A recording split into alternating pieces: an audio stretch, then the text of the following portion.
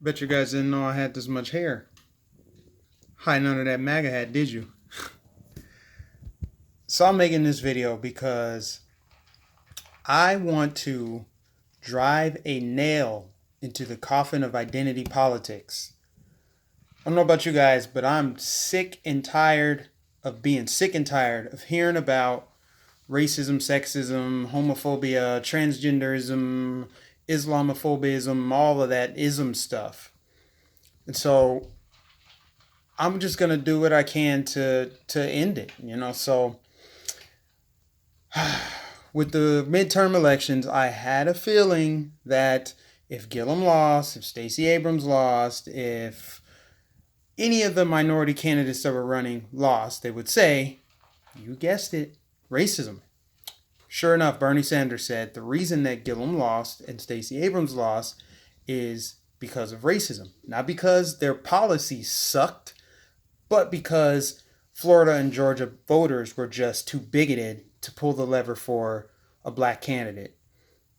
Sure, Bernie. Sure, that's exactly why. That's exactly why they lost. Voters went to the ballot box and they're like, now, that Gillum guy said some stuff that made sense, but I can't get past that melanated skin of his. Nope, I'm going to vote the other guy. That's probably it. Bernie's probably right. Mind you, John James, a black guy, ran for a Senate seat in Michigan. He lost. But I didn't hear Bernie Sanders say anything about how that's racist. I didn't hear anything about that. Oh, wait, I know why. It's because John James is a Republican, right? Black candidate, runs as a Republican, loses. Nobody says anything about racism there. Yeah. Also, it's worth noting that the bigoted cracker state of Florida voted for Barack Obama, the first black president ever, twice. Not once, twice. So, there's that. Now, let's talk about these candidates losing. They did not lose because of their skin color. You guys know that. I'm preaching to the choir to you guys, but for all the critics out there that actually believe that Stacey Abrams lost because of her skin color and Andrew Gillum lost because of her skin color, consider this. And for John James, honestly, for John James losing in Michigan, they're all fish out of water. Now, I get it. I get the strategy. You want to flip a seat, you want to flip a state from blue to red or red to blue, you go over there and campaign. But it's a high risk, high reward if you're going to run on a radical agenda. They're loyal to their party, loyal to their party identity. Far leftist for Gillum and Stacey Abrams, and for John James, he was Trump's pick. So the identity of Trump, they saw in John James, and Michigan wasn't having it. They were all fish out of water. They just didn't fit the mold for what that state normally is. Now, had John James run in Florida and Gillum run in Michigan, guarantee they both knock it out of the park and win. That's just pretty much what it is. Now, let's talk about these leftists. Let's talk about the Bernie Sanders and all these race baiters. They say diversity is our strength. We all know what that means. Diversity is our strength. That just means no white people, more brown people. That's what they mean. We want a bunch of people who look different but think the same. It's very shallow, very superficial. It's annoying. And we're going to put an end to it. So we're going to drive a nail into that coffin right now. The left uses diversity as seasoning. They talk about it as if they just need to add stuff to it. Like, oh, Harvard has too much Asian zing. Let's take some of that off and let's sprinkle in some black pepper. Okay, we need some more black pepper at Harvard. It's not white enough. There's too many men in here, so let's sprinkle a few women in there and spice it up a little bit with some female, some feminine energy. It's so pathetic. Race doesn't matter. Gender doesn't matter. Consider this. Do you care what color your mechanic is? I sure don't. I don't care what color or what country my mailman's from. It's interesting. It's just not important. All I care about is, can you deliver packages on time? I don't care if my barista is a man or a woman.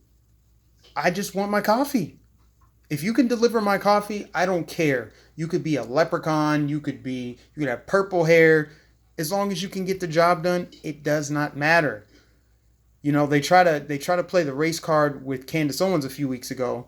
She did some interview and they're like, "How do you feel about Trump's cabinet, the color of the cabinet, being mostly white?" And of course, she ate that liberal up for asking that stupid question. I don't care. I'm with her on that. I don't care if Trump's cabinet is all white or if it's got some Indian people or not. I just need him to care about what I care about. I care about the values. Okay? I could care less about skin color and all of that stuff. But that's what the left does. It's all emotion, no logic. They think they can just come into an industry, decide it's too white, and change it overnight. Like aviation industry, like, you know what, there's not enough black pilots. Boom, let's stamp some affirmative action on there and get some black pilots in tomorrow. Well, that's kind of dumb and dangerous, by the way. And then there's also no reason for affirmative action. I mean, no one becomes a pilot overnight. You want to be a pilot when you're much younger and you have to go to school and a lot of training, and you don't just show up and you're a pilot. So you can't just lower the bar so that you can get more black faces behind in the cockpit. It doesn't make any sense. Just so that you can feel better. It doesn't help anyone else that's on that flight if you have a black pilot in the cockpit. Hey, we got the diversity. I'm moral and virtuous. Look at me. Look what I did. I got a black man a job. But he only had like half the training of the white pilot that he replaced. But hey, diversity, right? See, that's what the left does. It's so pathetic. Oh my God, so pathetic. And you know what else? I noticed this too. They use diversity or lack thereof to attack the GOP. They use identity politics to say, the GOP is just a bunch of old white men. They're dying off. That's why they don't want these minorities. Actually, if that's true, if you're just saying, yeah, the GOP is just a bunch of old white men with, antiquated ideas, they believe in that silly document, the Constitution, how about this? Why are you trying to block their ideas? If their ideas are old, let their ideas come into the marketplace. Let them get out competed. If their ideas suck, why are you trying to censor their speech? Why are you censoring Ben Shapiro? Why don't you want any conservatives going on college campuses? Why do you smear them constantly? If they suck, wouldn't they just die out anyway? Right? The truth of the matter is they censor and block and try to silence and outshout conservatives because their ideas make sense. Their ideas are better. And they know that if they let those ideas compete and stand up against liberal ideology, whatever, if they let that happen, then guess what's going to happen? It's going to make sense to everyone. Women, Asians, blacks, Hispanics, LGBT. And then, what's going to happen? The GOP will be the party of diversity. But it would be better because the truth is, intellectual diversity is our strength. Last point I want to make. Why is the left so race obsessed? They spend all day, all night drumming up narratives of racism and sexism. They have such a vested interest in bringing that up. How can we interject identity politics into baking that cake or, repaving that sidewalk? How do we make that about race?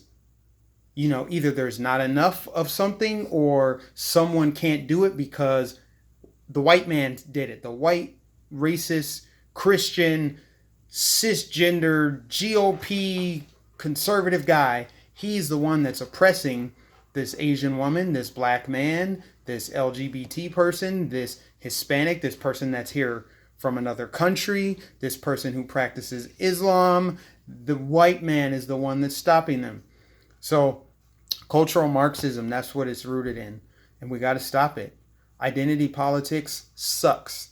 And you're seeing more people walk away from it, Blexit from it, Lexit from it. They're just leaving it because those ideas suck. And they're all based in emotion and no logic.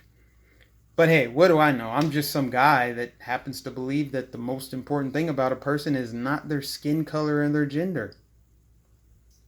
Now, wasn't there some guy named like Martin Luther King or something? I don't know. Did he have an idea about that? I don't know, guys. Anyway, what do you think? Sound off in the comments. Did I do a good job driving the nail into the coffin of identity politics? Can we rest in peace, lower that casket into the ground, and then proceed to cement over it so it can be dead and we can just get along and we can share values instead of share skin color and gender and all that? Like, let's just share a cup of coffee and celebrate intellectual diversity.